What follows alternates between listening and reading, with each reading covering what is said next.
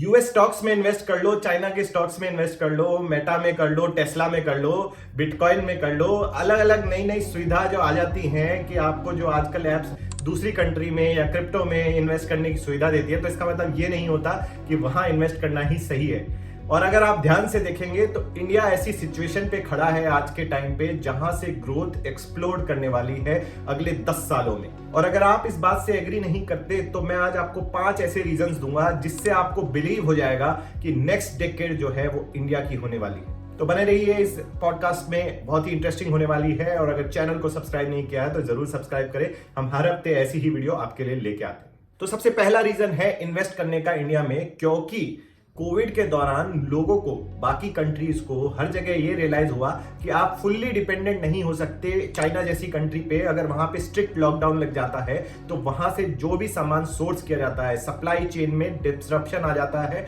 और आप टाइम से अपने स्पेयर पार्ट्स, चाहे वो ऑटोमोबाइल्स के हो या मैन्युफैक्चरिंग हो किसी मोबाइल की या आईफोन्स वगैरह जहां वहां पे बनते हैं, वो सारी चीजें आपको टाइम से नहीं मिल पाएगी। तो आप एक डिपेंडेंसी नहीं बना सकते एक कंट्री के ऊपर।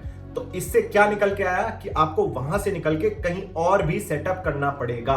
और सबसे बढ़िया लोकेशन जो लोगों को लगी, चाइना से साथ में ही जुड़ा हुआ इंडिया।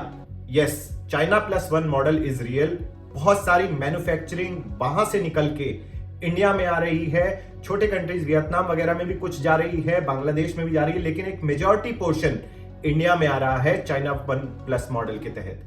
तो इससे क्या होगा कि अगले 10 सालों में India factory of the world बनने की कगार पे खड़ा है, क्योंकि सारे रिसोर्सेज यहां पे मौजूद है, लेबर है, सब कुछ है।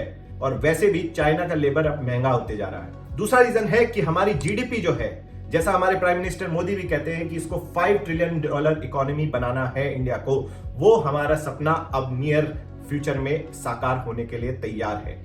तो आप ये देख सकते हैं 2.5 से 3 ट्रिलियन डॉलर की इकोनॉमी को 5 ट्रिलियन डॉलर की इकोनॉमी पर ले जाने के लिए इंडिया बहुत ज्यादा मेहनत कर रहा है। गवर्नमेंट पूरा सपोर्ट कर रही है। और जब इंडिया की जीडीपी डबल होगी तो क्या लगता है आपको यहाँ के बिजनेसेस डबल पैसा नहीं कमाएंगे? क्योंकि किसी भी बिजनेस उसी स्पीड से ग्रो करता है, थोड़ा ऊपर या नीचे, जिस स्पीड से इंडिया की इकोनॉमी ग्रो करती है। और अगर इंडिया की इकोनॉमी डबल होने वाली, यानी जीडीपी डबल होने वाली है, तो हर बिजनेस जो अच्छा करेगा वो डबल से भी ज्यादा रिटर्न आपको दे सकता है। तीसरा रीजन है कि आप जीडीपी पर कैपिटा देखिए। चाइना का अगर हम एग्जाम्पल लें तो 2000 तक चाइना की इकोनॉमी और यानी कि जीडीपी पर कैपिटा बहुत ही स्लो ग्रो कर रहा था, इनफैक्ट फ्लैट ही रह रहा था, बहुत ही धीरे से ग्रो रहा था। लेकिन 2000 के बाद जैसे ही उसने $5,000 पर कैपिटा जो जीडीपी का ग्रो किया, उसके बाद जो एक्सप्लोजन आया है, आज 2022 की बात करें तो 12,500 यानी कि $12,500 पर कैपिटा इनकम है आज एक चाइनीज की। तो सेम चीज आपको इंडिया में देखने को मिल सकती है। जैसे ही इंडिया की जीडीपी पर कैपिटा 2000 पे अभी जैसे खड़ी है और आगे बढ़ेगी, 5000 एक बार क्रॉस कर गई तो फिर वो एक्सप्लोजन ऑफ ग्रोथ आता है, बिकॉज लोगों की परचेजिंग पावर बढ़ती है।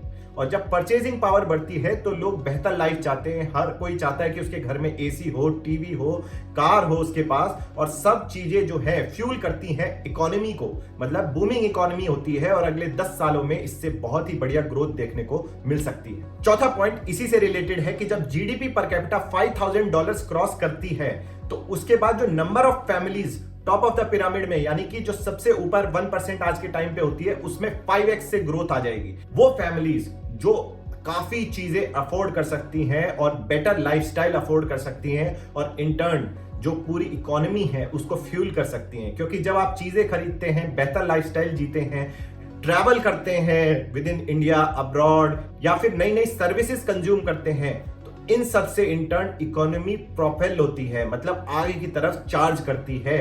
इकोनॉमी में जब पैसा घूमता है तो सबके पास जाता है डाउन द चेन। सो इस वजह से सारे बिजनेसेस जो उस टाइम पे अच्छे से फंक्शन कर रहे होंगे, एफिशिएंटली फंक्शन कर रहे होंगे और इकोनॉमी से भी बेटर ग्रो करेंगे, और आपकी इन्वेस्टमेंट वहां पे डबल से भी ऊपर जा सकती है। और फिफ्थ रीजन है इंडिया की डेमोग्राफी, यानी कि डेमोग्राफिक डिविडेंड। हमारी जो यंग पॉपुलेशन है, 18 से 35 साल की उम्र की जो पॉपुलेशन है, वो वर्ल्ड में लार्जेस्ट है। और ये प्रोडक्टिव पॉपुलेशन होती है जो ज्यादा वर्क कर सकती है, ज्यादा मेहनत कर सकती है और बेटर रिजल्ट्स ला सकती है in comparison to any other country country, अगर आप जापान या फिर चाइना, इनफैक्ट यूएस की बात करें, यूरोप की बात करें, तो वहां पे एजेड पॉपुलेशन ज्यादा है, यानी कि उनके वर्किंग जो लाइफ थी वो जा चुकी है, अब वो रिटायरमेंट पे जी रहे हैं, सरकार के पेंशन या वगैरह वगैरह पे जी रहे हैं। प्रोडक्टिव काम अभी इकोनॉमी में उनका कम है। लेकिन इंडिया के केस में क्या है कि प्रोडक्टिव पॉपुलेशन यानी कि जो वर्किंग एज पॉपुलेशन है वो सबसे ज्यादा है, और ये फ्यूल कर सकती है हमारे हर रीजन को। अगर हम जोड़ के देखें, अगर इंडिया दुनिया की फैक्ट्री बनेगा तो उसमें काम यही लोग करेंगे, और इन्हीं लोगों की परचेजिंग पावर, काम करने से बेहतर एफिशिएंटली परचेजिंग पावर बढ़ेगी, उसी से इकोनॉमी को प्रोपेल करेंगे, और ज्यादा से ज्यादा इन्वेस्टमेंट इंडिया में आएगा, बाहर से भी और यहाँ के डोमेस्टिक इन्वेस्टर से भी। और इन सब रीजंस की वजह से मुझे लगता है कि आज के टाइम पे अगर आप इंडिया में इन्वेस्ट नहीं कर रहे तो आप बहुत बड़ी भूल कर रहे हैं। यूएस, चाइना भूल जाइए, अपना इंडिया सबसे बेस्ट है। ईस्ट और west, India is the best. ये ट्रू है इन एवरी सेंस। आप नेक्स्ट डिकेड में आपको दिख जाएगा। और आपको क्या लगता है, इसके अलावा क्या रीजंस हो सकते हैं इंडिया की ग्रोथ स्टोरी के, जरूर कमेंट करके बताएं। और अगर आपको वीडियो पसंद आई तो लाइक करें, शेयर करें एंड सब्सक्राइब करें चैनल को। मेरा नाम है captain Shashank. Thank you for watching. जय हिंद।